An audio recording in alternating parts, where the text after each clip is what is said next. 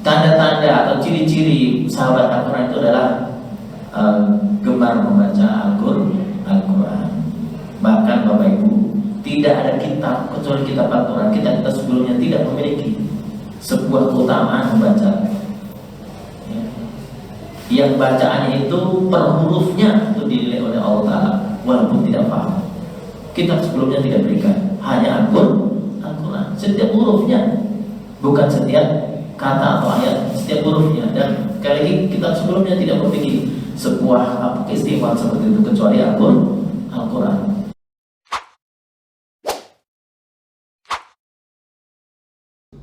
Assalamualaikum warahmatullahi wabarakatuh. Innal hamdalillah nahmaduhu wa nasta'inuhu wa nastaghfiruhu wa nastahdihi wa nu'minu bihi wa tawakkalu alayhi wa na'udzu billahi ta'ala min shururi anfusina wa min sayyiati a'malina.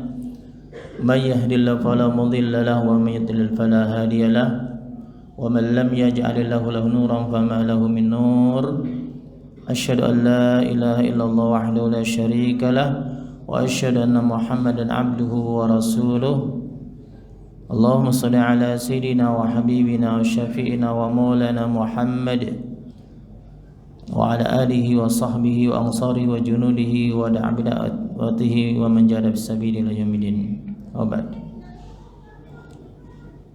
Jamaah salat zuhur dan shaimin dan shaimat yang dimuliakan oleh Allah SWT. Ba'da salam, tahmid, tasyahud dan salawat. Pada kultum zuhur ini saya akan menyampaikan tentang 8 ciri-ciri atau tanda-tanda sebagai sahabat Al-Quran. Jadi secara ringkas paling tidak kita buat 8. Yang pertama adalah tasmi'. Jadi sahabat Al-Quran itu ciri-cirinya adalah dia senang mendengarkan Al-Quran. Yang kedua tilawah. Orang yang bersahabat dengan Al-Quran sudah beruntung dia gemar membacanya. Yang ketiga adalah tahfidz. Dia bersemangat untuk menghafalkan Al-Quran semampunya. Kemudian yang keempat adalah tadris atau ta'alum, rajin mempelajari Al-Quran karena dia adalah pedoman hidup kita. Kemudian yang kelima adalah tadabbur, jadi berusaha untuk merenungkan kandungan makna dari Al-Quran, mengambil hikmah darinya. Kemudian yang keenam adalah ta'lim, sebisa mungkin punya kesempatan untuk mengajarkan setelah dia mempelajari, mengajarkan Al-Quran. Kemudian yang ketujuh adalah tatbiq, mempraktekkan, merealisasikan apa yang sudah dipelajari, diajarkan, dibaca, didengar itu. Kemudian terakhir, ini juga bagian dari cara kita berinteraksi dengan Al-Quran adalah tadawi atau Al-Quran sebagai obat. Jadi kalau kita punya penyakit, maka rujukan pertama obatnya adalah Al-Quran. Itu yang dicontohkan oleh orang-orang soleh terdahulu. Itu paling 8 ya. Bisa ditambahkan monggo. Ya, saya sampaikan satu persatu kalau waktunya cukup. Kalau enggak cukup mungkin 1, 2, 3 atau berapa ya. Baik, yang pertama, Bapak Ibu yang dimuliakan Allah Ta'ala, tasmi'. Jadi mendengarkan Al-Quran itu adalah sesuatu ya, semua bisa mengalami. Artinya semua bisa punya kesempatan untuk mendengarkan. Hatta itu orang yang tidak beriman gitu. Jadi ini yang justru mendengarkan itu di dalam Al-Quran Bapak Ibu itu yang lebih banyak disebut oleh Allah Ta'ala daripada membaca. Jadi perintah mendengar itu lebih banyak disampaikan oleh Allah Ta'ala daripada membaca. Karena kalau membaca kan dia harus proses belajar. Yang belum bisa membaca dia harus belajar untuk membaca dulu gitu. Dia nggak mungkin bisa membaca. Tapi kalau mendengar selama telinganya itu normal, siapa saja bisa melakukan. Dan itulah sesungguhnya banyak disebut dalam Al-Quran, khususnya ketika Allah berbicara tentang orang-orang kafir saat itu, kafir Quraisy saat itu, ketika Al-Quran itu turun, itu berbicara mereka yang mendengarkan Al-Quran. Kemudian kenapa mendengarkan itu menjadi porsi yang sangat serius disampaikan Allah Ta'ala dalam Al-Quran, bahkan penekanan itu sangat kuat, karena dampak dari pendengar itu Al-Quran memiliki mukjizat yang sangat luar biasa. Hatta dia itu tidak paham maknanya, itu ketika dia mendengarkan dengan serius maka punya pengaruh yang sangat luar biasa dari bacaan Al-Quran itu yang bagi pendengarnya, meskipun dia tidak bisa memahami maknanya. Dan itu telah terbukti, sejarah membuktikan bagaimana pengaruh yang luar biasa Al-Quran itu bagi para pendengarnya, termasuk ketika Al-Quran itu turun. Ya, misalkan sebuah riwayat ketika Rasulullah SAW mendapatkan wahyu kemudian turun dan senang membaca Al-Quran, itu mampu merubah, atau istilah kalau bahasa kita itu sekarang viral, jadi menjadi berita utama gitu, geger lah gitu.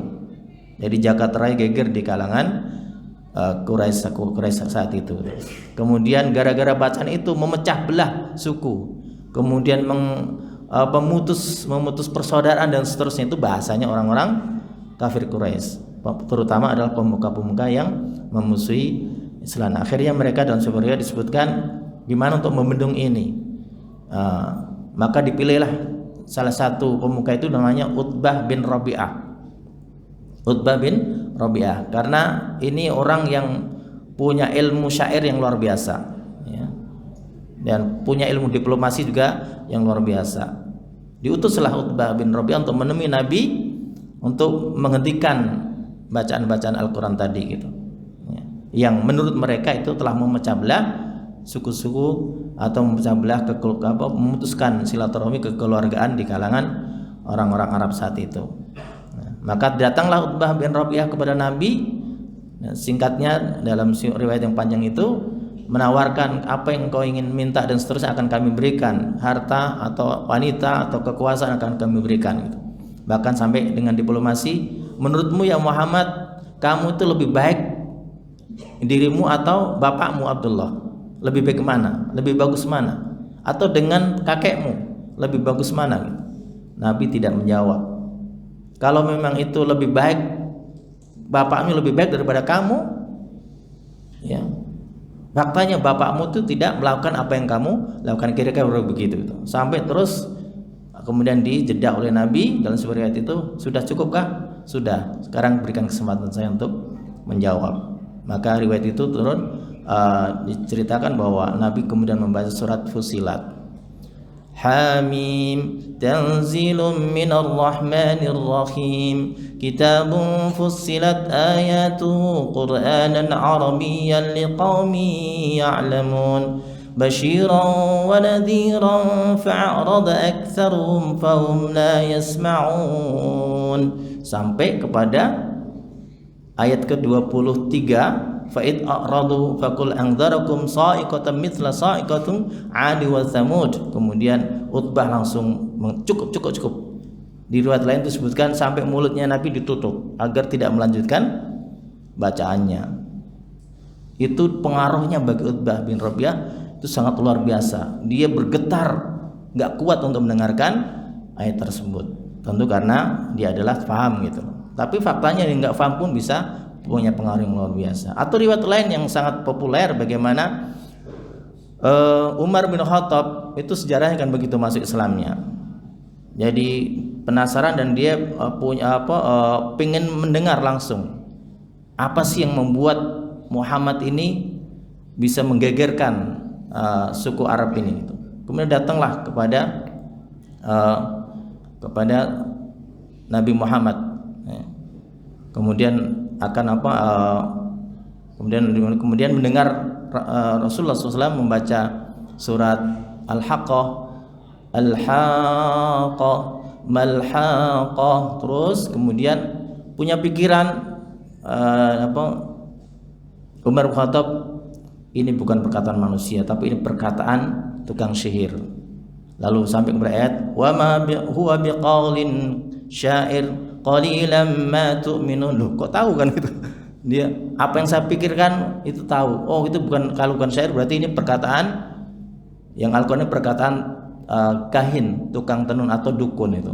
Wa ma huwa biqauli kahin qalilan ma tadhakkarun. Tahu juga, dan akhirnya gregetan, akhirnya mau pulang, ngambil dikisahkan tuh mengambil pedang untuk membunuh Nabi Muhammad. Dalam perjalanan kemudian ketemulah dengan seseorang, ngapain kamu membunuh Muhammad sementara adikmu saja sudah masuk Islam itu. Enggak jadi ke Nabi Muhammad, jadilah ke mencari adiknya dengan marah dan dongkol, kalau bahasa kita dongkol akhirnya itu, dengan kemarahan itu mau membunuh adiknya. Tapi begitu sampai ketemu sudah mendengar adiknya sedang baca surat Toha. Toha ma anzalna 'alaikal qur'ana litashqa. Baru sambil ayat kedua itu bergetar, tidak bisa mengangkat kakinya itu. Semua kebencian, semua kedongkolan, semua rasa yang marah tadi hilang seketika ketika mendengar bacaan ayat kedua. Toha ma anzalna 'alaikal qur'ana litashqa. Al-Qur'an itu diturunkan tidak untuk membuat kamu tashqa, sesak dada, tidak membuat kamu kesulitan, tidak membuat kamu itu marah dan seterusnya. Kemudian akhirnya masuklah Islam, kisah Umar bin Khattab. Itu pengaruh dari bacaan Al-Qur'an, dan sekian banyak kisah-kisah yang bisa kita baca dalam bagaimana pengaruh Al-Qur'an terhadap pendengarnya. Nah, Bapak Ibu, kelihatannya sekali mudah mendengarkan itu, tapi faktanya itu yang paling sulit dibanding membaca dan seterusnya. Contoh mudah lah itu, khutbah Jumat itu banyak yang tidur, banyak yang itu nggak kuat mendengarkan gitu. Itu baru khutbah, apalagi Al-Quran. Nggak usah orang lain, kita sendiri itu mendengarkan Al-Quran lama-lama jadi tertidur kan itu. Atau ngimami, misalnya sholat itu yang paling kuat itu imamnya atau makmumnya. Rata-rata yang paling kuat adalah imamnya gitu. Itu tabiat kita untuk mendengar lama itu sulit gitu.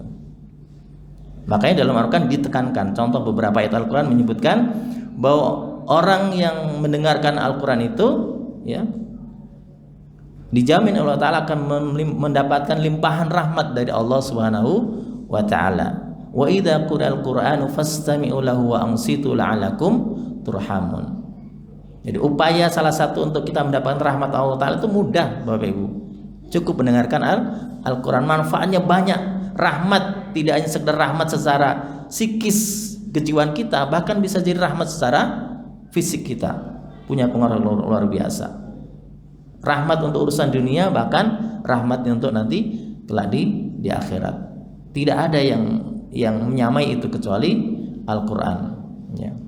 Kalau lagu, Bapak Ibu, kita mendengarkan lagu itu enak, itu ya lagunya ngetren saja gitu. Kalau kita ulang terus itu lama-lama juga bosan. Iya Pak ya Bapak itu.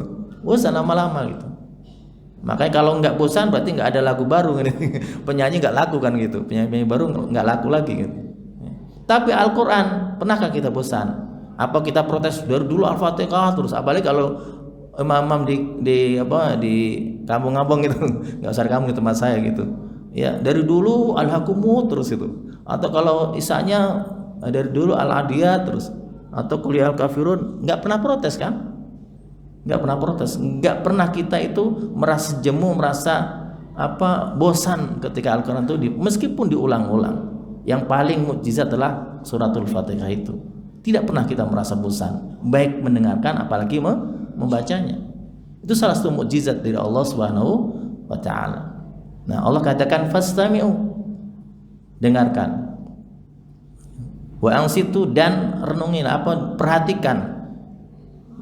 Itu berbicara kepada membaca atau kepada yang mendengarkan? Allah sedang berbicara kepada orang yang mendengarkan. Wa idza qura'al Qur'anu, dan jika dibacakan Al-Qur'an, maka berarti Allah sedang berbicara kepada yang mendengarkan.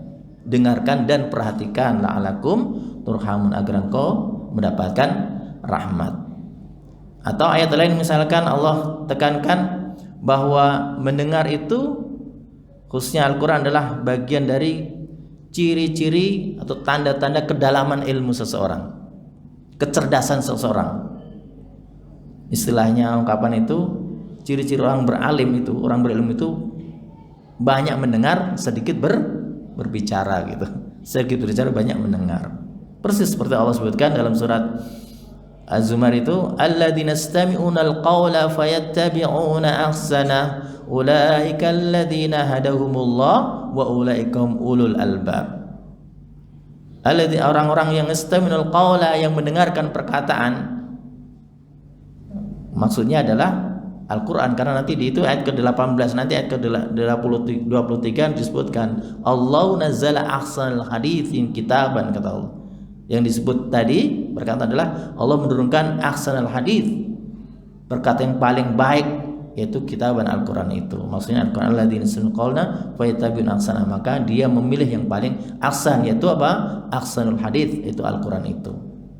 Itu orang yang mendengarkan. Jadi ulaikal ladzina hadahumullah, mereka lah orang-orang yang mendapatkan petunjuk, wa ulaika hum ulul albab, mereka lah orang-orang yang cerdas, orang-orang yang pandai. Atau disebutkan juga di ayat lain, ciri-ciri orang alim itu adalah dia dampak mendengarkan khusus Al-Quran itu membuat dia itu rajin sujud, atau dia banyak untuk bersujud kepada Allah Subhanahu wa ta'ala, tunduk kepada Allah Subhanahu wa ta'ala. Innal ladzina utul ilma innal ladzina utul ilma min qablihi idza yutla alaihim yakhruna lil qanu sujada. Jadi ketika di akhir surat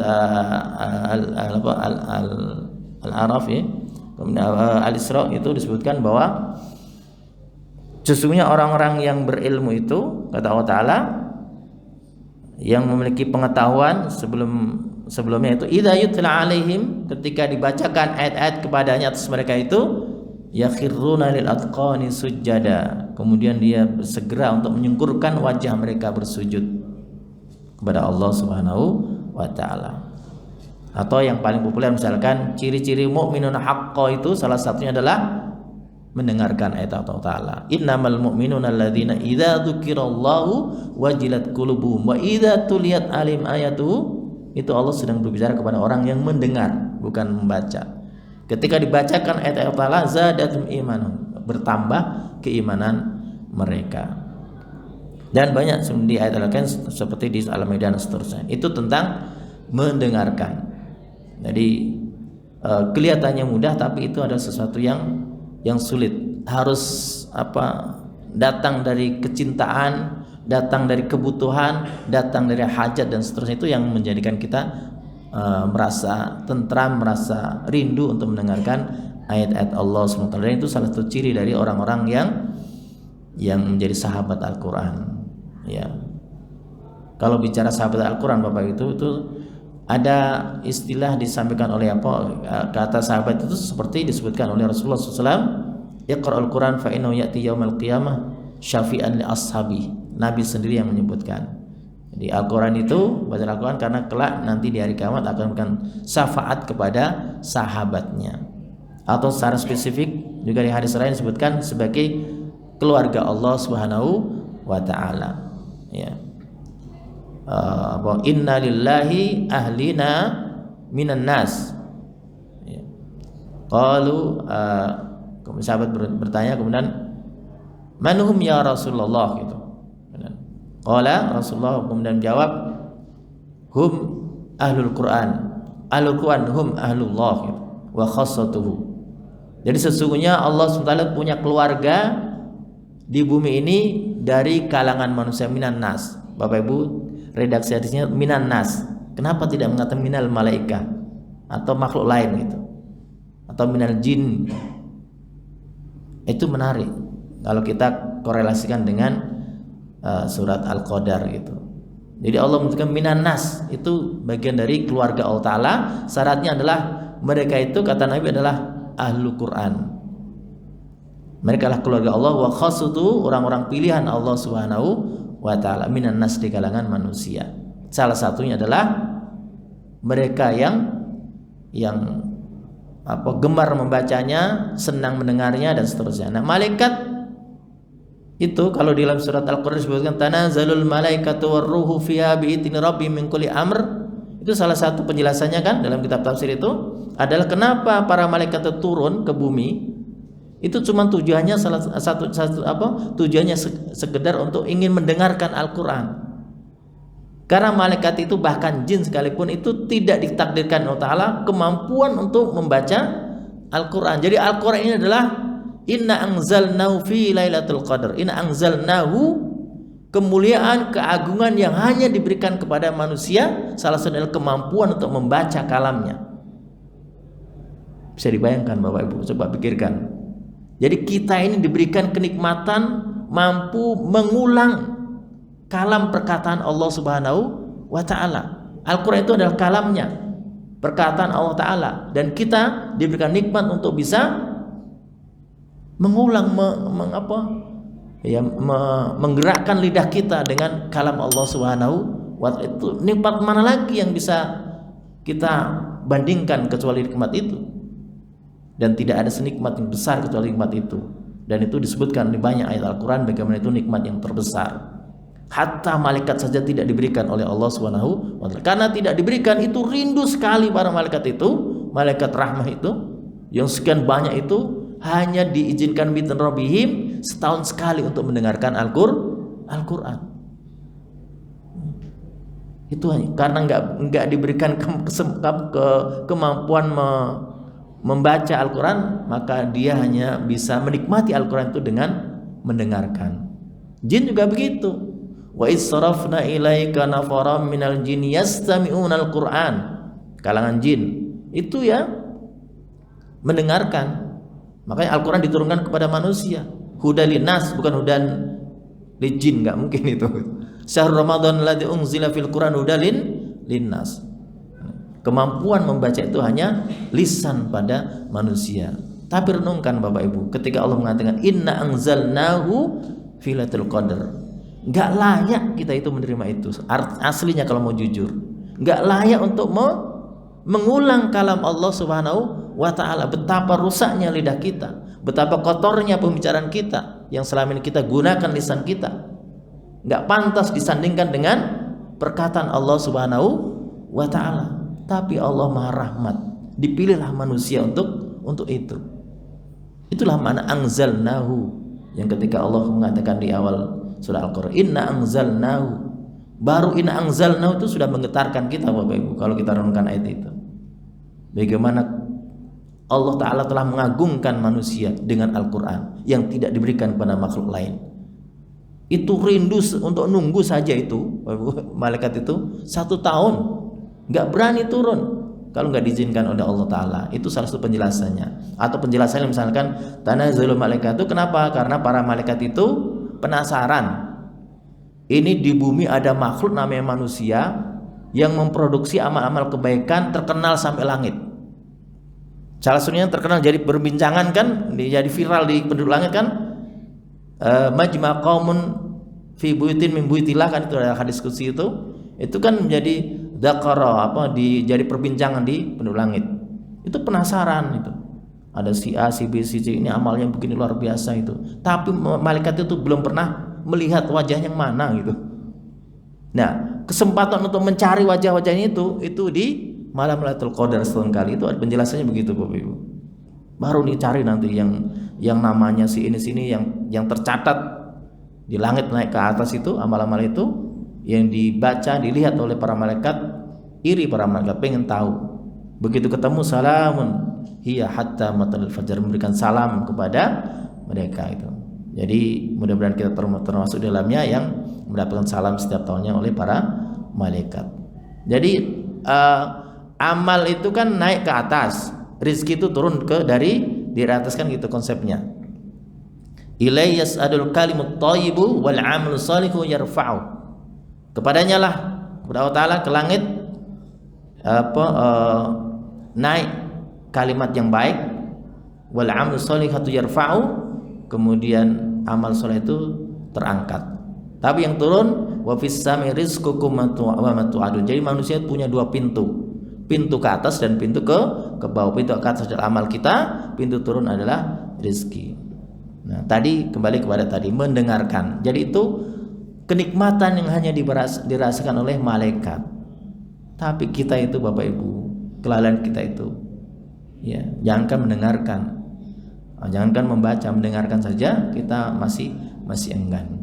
Nah, itu beberapa ayat kalau mau dibandingkan itu antara perintah membaca sama mendengarkan dilakukan lebih banyak perintah mendengarkan. Nah, yang kedua Bapak Ibu yang dimuliakan Allah Ta'ala, tanda-tanda atau ciri-ciri sahabat Al-Quran itu adalah gemar membaca Al-Quran.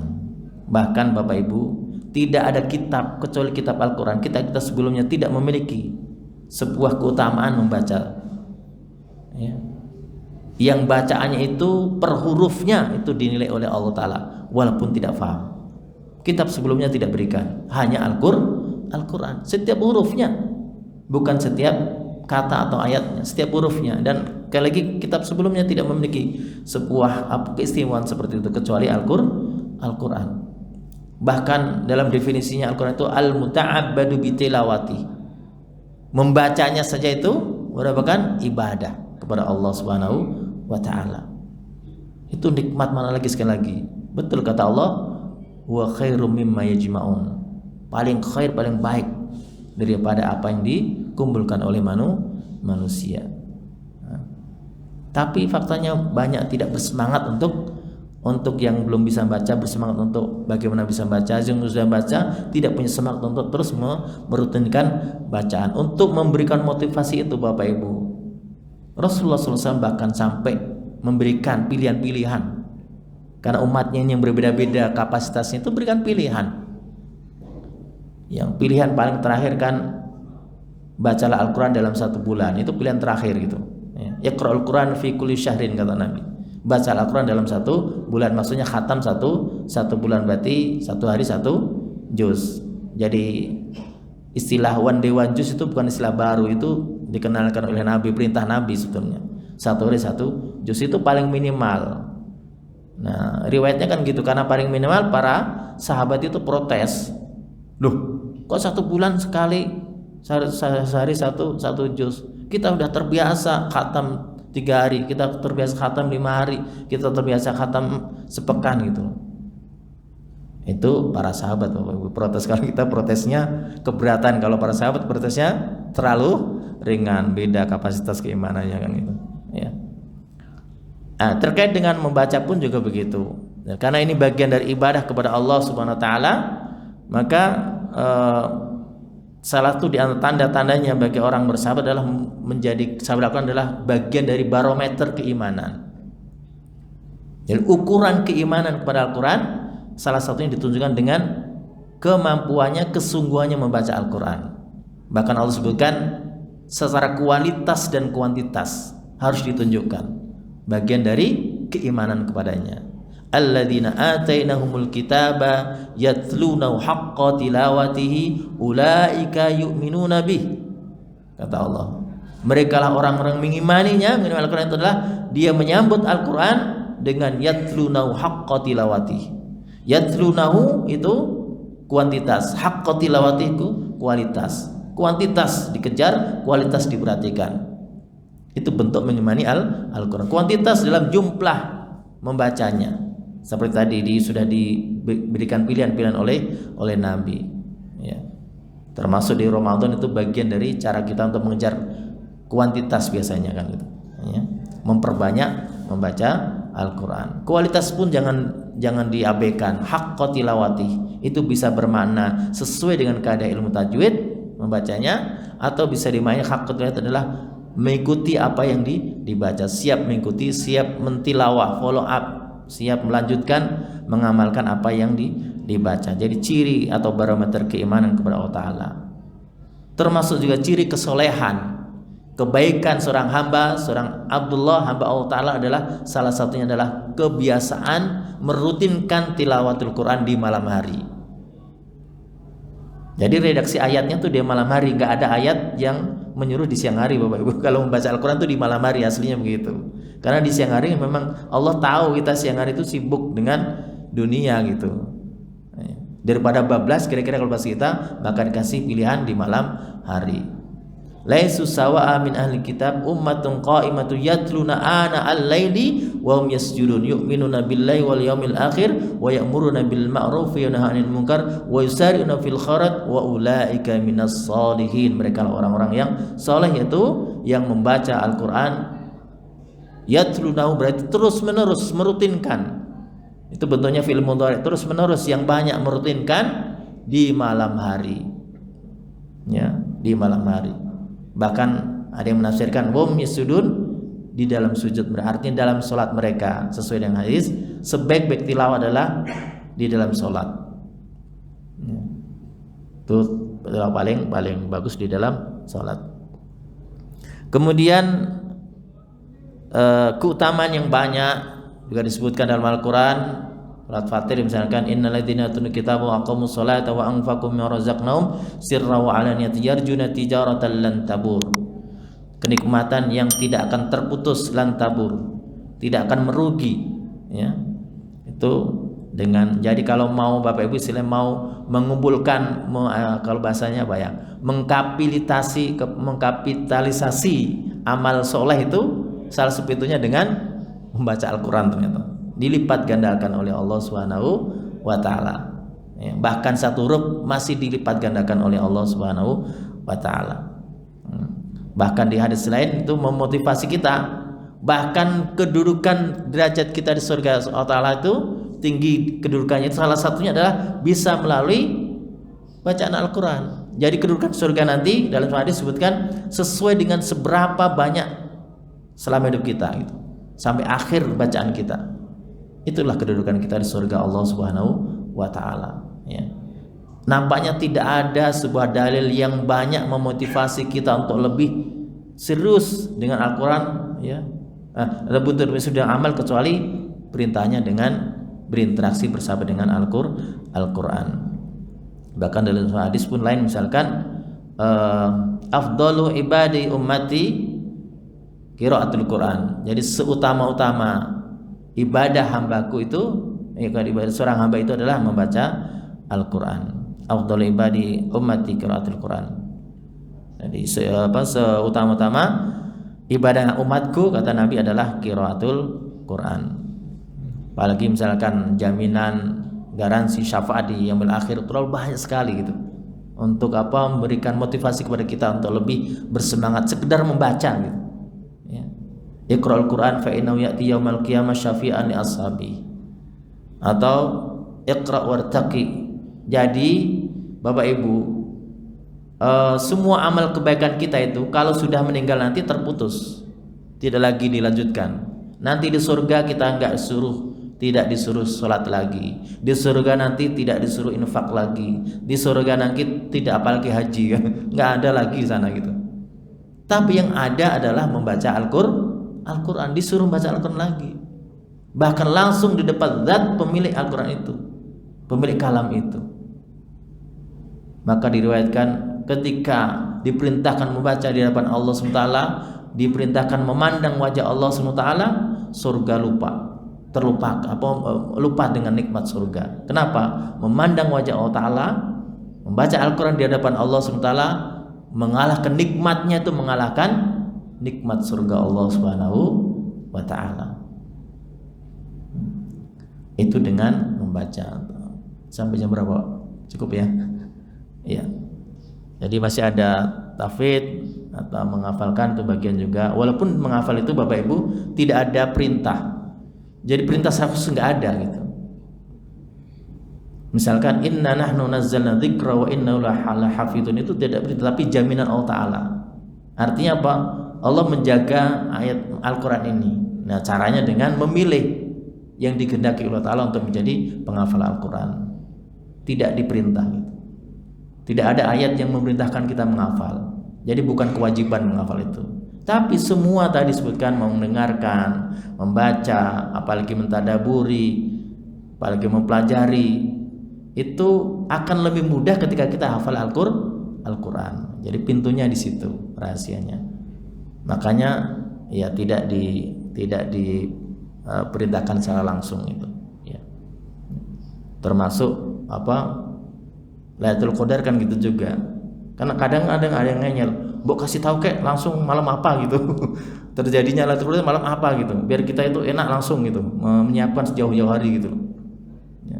Kelihatannya enak, tapi faktanya itu menyalahi dari agama kita yang rahmatil alamin kalau dijelaskan langsung gitu. Kenapa dirahasiakan Allah Ta'ala? Justru bagian dari kasih sayang Allah Ta'ala. Coba kalau dikasih tahu nanti tanggal ini Lailatul Qadar, ya kalau pas kesempatan. Kalau pas waduh tanggal itu lagi dapat order banyak sampai lembur-lembur nggak dapat, kan seakan-akan Allah menyiksa kan itu. Nanti merasa berdosa kan gitu ya. Itu salah satu di antara hikmahnya. Selain tentu adalah biar kita semua hari harus menjadi malam yang harus kita seriusi gitu. Tewas kita ngitung nanti malam ini 27 tanggal ini gitu, hari ini malam ini. Itu menurut NU Muhammadiyah bingung lagi gitu. Ya, repot lagi. Tetap harus 10 hari terakhir sesuai dengan keyakinan kita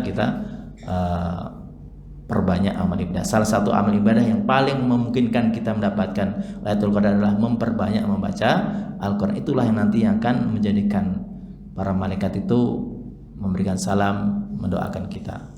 Demikian mudah-mudahan kita diberikan inayah oleh Allah Ta'ala untuk lebih momen Ramadan tahun ini menjadi momen yang terbaik untuk memperbarui spirit kita, semangat kita untuk lebih mencintai Al-Quran, lebih dekat kepada Al-Quran, lebih serius untuk bersyukur kepada Allah Ta'ala melalui Al-Quran sebagaimana Allah katakan la'alakum tashkurun. Itu kan pangkal ayat ujung ayat terkait dengan pangkal syahrul Ramadan alladzi unzila fil Quran. Demikian, mari kita tutup dengan doa kepada Allah SWT. Mudah-mudahan Allah kabulkan apa yang menjadi niat kita. Bismillahirrahmanirrahim. Alhamdulillahirabbil alamin. Allahumma shalli ala sayyidina Muhammad wa ala alihi wa sahbihi ajmain. Allahumma ighfir lana wa tub alaina innaka antat tawwabur rahim. Allahumma innaka 'afun karimun tuhibbul afwa fa'fu 'anna ya karim. Fa'fu 'anna ya rahim ya akramal akramin. Allahumma inna nas'aluka ridhaka wal jannah wa ma qarraba ilaiha min qawli wa 'amal. Wa na'udzu bika min sakhatika wa nar ma qarraba ilaiha min qawli wa 'amal. Allahumma inna nas'aluka ladzatan nadhari ila wajhikal karim wasyauqa ila liqa'ik fi ghairi dharra mudirra wala fitnatin mudillah. Allahumma zayyina bi zinatil iman waj'alna hudatan muhtadin. Allahumma barik lana fi syahri ramadan hadhihi sanah wa a'inna fihi ala siyam wal qiyam wa tilawatil Qur'an. Allahumma ja'alna mimman shama ramadanan imanan wa ihtisaban waj'alna mimman qama ramadanan imanan wa ihtisaban. Allahumma arzuqna lailatul qadar. Allahumma arzuqna lailatul qadar wa la tahrimna ajraha bi rahmatika arhamar rahimin. Rabbana taqabbal siyamana wa qiyamana wa ruku'ana wa sujudana wa amalana. Rabbana taqabbal minna innaka antas samiul alim wa tub 'alaina innaka antat tawwabur rahim. Wa sallallahu ala sayyidina Muhammad wa ala alihi wa sahbihi ajmain. Walhamdulillahirabbil alamin. Hadana wa iyakum ajmain. Subhanakallahumma wa bihamdika asyhadu an la ilaha illa anta astaghfiruka wa atubu ilaik. Assalamualaikum warahmatullahi wabarakatuh.